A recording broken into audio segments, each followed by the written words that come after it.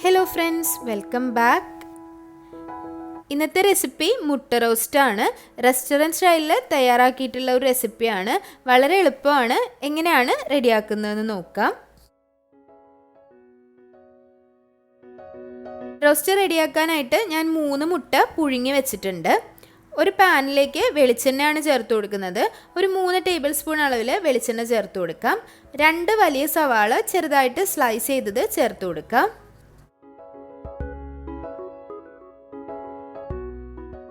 സവാള നന്നായിട്ടൊന്ന് വഴറ്റിയെടുക്കണം. സവാള പെട്ടെന്ന് വഴണ്ട് കിട്ടാൻ വേണ്ടിയിട്ട് ഒന്ന് അടച്ചു വെക്കാം. ഒരു 2-3 മിനിറ്റ് ഒന്ന് മീഡിയം ഫ്ലെയിമിൽ അടച്ചു വെച്ചാൽ ഇത് പെട്ടെന്ന് തന്നെ വെന്ത് ട്രാൻസ്പെറൻ്റ് ആയി കിട്ടും. ഇനി ഇതിലേക്ക് ഒരു 10 അല്ലി വെളുത്തുള്ളി ചേർത്ത് കൊടുക്കണം. 2 ഇഞ്ച് കനത്തിലുള്ള ഇഞ്ചി ചെറുതായിട്ടൊന്ന് അരിഞ്ഞിട്ട് ഇതിലേക്ക് ചേർത്ത് കൊടുക്കണം. ഞാനിതിലേക്ക് ഒരു പച്ചമുളകാണ് എടുത്തിട്ടുള്ളത്. നല്ല എരിവുള്ള പച്ചമുളക് ആയതുകൊണ്ടാണ് ഒന്നെടുത്തത്. നിങ്ങൾക്ക് എരിവിനനുസരിച്ച് ചേർത്ത് കൊടുക്കാം. ഇത് നന്നായി ഒന്ന് വഴറ്റിയതിന് ശേഷം ഒന്നുകൂടി ഒന്ന് അടച്ചു വെക്കുക. 2 മിനിറ്റ് നേരം അടച്ചു വെക്കുമ്പോഴത്തേക്കും ഈ ഒരു ഇഞ്ചിയും വെളുത്തുള്ളിയും സവാളയെല്ലാം നന്നായിട്ടൊന്ന് വഴണ്ട് കിട്ടും. ഇനി ഇതിലേക്ക് ഒരു വലിയ തക്കാളി ചെറുതായിട്ട് അരിഞ്ഞത് കൂടി ചേർത്ത് കൊടുക്കാം.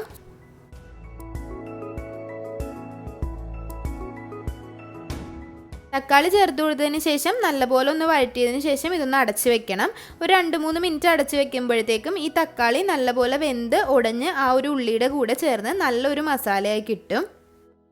ഈ ഒരു മുട്ടക്കറിയിലേക്കുള്ള മസാല റെഡിയാക്കാനായിട്ട് 3 വറ്റൽമുളക് ഒരു മിക്സിയുടെ ചെറിയ ജാറിലേക്ക് ചേർത്ത് കൊടുക്കാം. കൂടെ തന്നെ ഒരു ഏലക്ക കൂടി ചേർത്ത് കൊടുക്കണം. ഒരുപാട് ഏലക്ക വേണ്ട, ഒന്ന് തന്നെ മതിയാവും. 1/2 ടീസ്പൂൺ അളവിൽ കുരുമുളക് ചതച്ചതാണ് ചേർത്ത് കൊടുക്കുന്നത്. ഹോളായിട്ടുള്ള കുരുമുളകാണെങ്കിലും 1/2 ടീസ്പൂൺ അളവിൽ ചേർത്ത് കൊടുക്കാം. 3 ടീസ്പൂൺ അളവിൽ മല്ലിപ്പൊടിയാണ് ചേർത്ത് കൊടുക്കുന്നത്. ഹോളായിട്ടുള്ള പച്ചമല്ലി ഒന്ന് റോസ്റ്റ് ചെയ്തിട്ടാണെന്നുണ്ടെങ്കിൽ ഒരു 2.5 ടേബിൾ സ്പൂൺ അളവിൽ ചേർത്ത് കൊടുക്കാം. ഇനി ഇതെല്ലാം നന്നായിട്ടൊന്ന് ഗ്രൈൻഡ് ചെയ്തെടുക്കുക.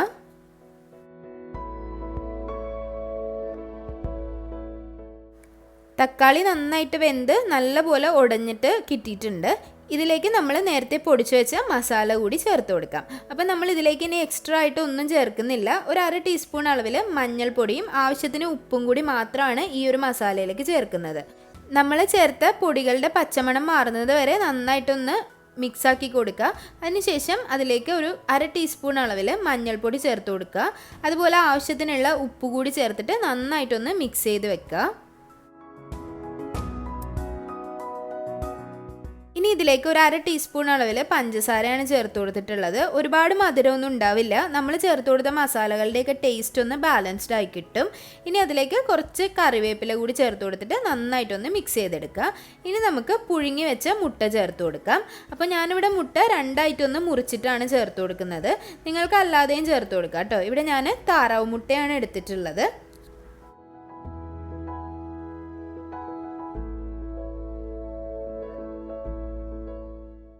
ഹോളായിട്ട് മുട്ട ചേർക്കുന്ന സമയത്ത് മുട്ടയുടെ പുറത്ത് ഒന്ന് വരഞ്ഞു കൊടുക്കുക. എന്നാലാണ് ആ ഒരു മസാല അതിലേക്ക് നന്നായിട്ട് പിടിക്കുള്ളൂ. മുട്ട ചേർത്ത് കൊടുത്തതിന് ശേഷം ഒരു 3-4 മിനിറ്റ് ലോ ഫ്ലെയിമിൽ ഒന്ന് അടച്ച് വെക്കുക. അപ്പോഴത്തേക്ക് ഇത് നന്നായിട്ട് അതിലേക്ക് പിടിച്ച് കിട്ടും. ഒരിക്കലും ഹൈ ഫ്ലെയിമിൽ വെക്കരുത്, പെട്ടെന്ന് തന്നെ കരിഞ്ഞു പോവും. ലോ ഫ്ലെയിമിൽ വെക്കാൻ ശ്രദ്ധിക്കുക. നല്ല ടേസ്റ്റുള്ളൊരു മുട്ട റോസ്റ്റാണ്. എല്ലാവരും ട്രൈ ചെയ്ത് നോക്കുക. ട്രൈ ചെയ്ത് നോക്കിയിട്ട് അഭിപ്രായങ്ങളൊക്കെ കമൻറ്റ് ബോക്സിൽ അറിയിക്കുക.